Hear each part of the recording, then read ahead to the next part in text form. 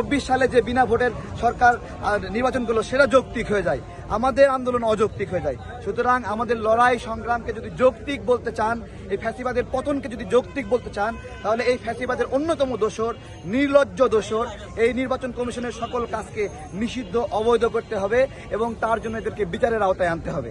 এটাই দাবি, তাদের কোনো কাজই বৈধ না, তারা যেগুলো করেছে এগুলো অবৈধ। এই অবৈধ কাজগুলোকে আদালতের প্রজ্ঞাপনের মাধ্যমে নিষিদ্ধ করতে হবে এবং এগুলোর মধ্যে যদি কেউ এমনও থাকে যে ভালো মানুষ এটা দ্বারা উপকৃত হয়েছে, তো সেগুলোকে পুনর্বিবেচনা করা যাবে। কিন্তু আপাতত তারা যেহেতু খারাপ, একটা খারাপ অংশের এক বালতি যেরকম খারাপ, এক ফোঁটাও এরকম খারাপ। সুতরাং এই খারাপ মুক্ত করতে হবে বাংলাদেশকে, যদি সত্যিকার অর্থে এই বিজয় আমরা অর্জন করে থাকি। আজকে এই আউয়াল কমিশন আজকে 30 দিনের মাথায় পালিয়ে গেল। আপনারা দেখেছেন যে জনতার এখানে বিক্ষুব্ধ জনতার কারণে এই আউয়াল কমিশন সামনের দিক থেকে বের হয়ে যেতে পারেনি।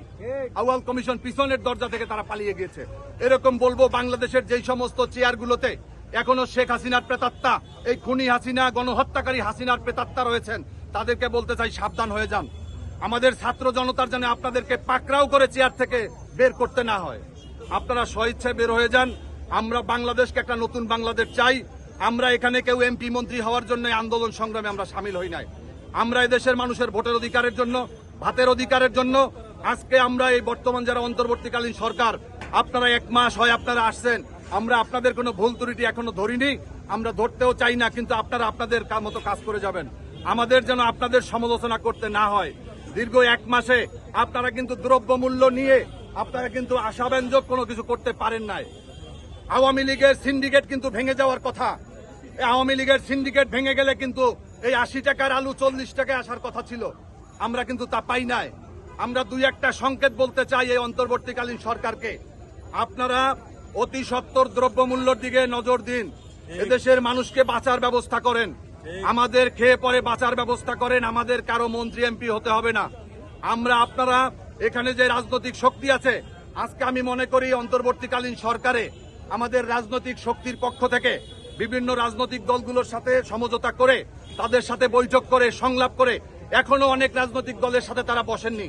আমরা দেখেছি মুখ চেনা কিছু রাজনৈতিক দলের সাথে তারা কথা বলেছেন এবং এগুলো আগেও বলেছেন। তাদের সাথে কথা বললে শুধুমাত্র হবে না, যারা এই আন্দোলন সংগ্রামে যাদের রক্ত রয়েছে, যাদের ঘাম রয়েছে, যারা দীর্ঘদিন যাবৎ আন্দোলন সংগ্রামে আছে, তাদের সাথেও তাদের কথা বলতে হবে এবং তাদের প্রতিনিধিদের সমন্বয়ে প্রয়োজনে 50 সদস্যের অন্তর্বর্তীকালীন সরকার গঠন করেন এবং রাজনৈতিক দলগুলো থেকে, বিএনপি থেকে, জামাত ইসলামী থেকে, লেবার পার্টি সহ অন্যান্য দলগুলো থেকে আপনারা সদস্য নিয়ে তারপরে আপনার অন্তর্বর্তীকালীন সরকারের একটা রূপরেখা দেন যে আমরা এই সময়ের মধ্যে আমরা এই রূপ আমরা সংস্কার করতে চাই। আমাদের সুনির্দিষ্টভাবে বলেন, আপনারা এমন কিছু করবেন না যাতে আমাদের এই ছাত্র জনতা আবার যেন আপনাদের বিরুদ্ধে আন্দোলন সংগ্রামের জন্য প্রস্তুতি নিতে না হয়।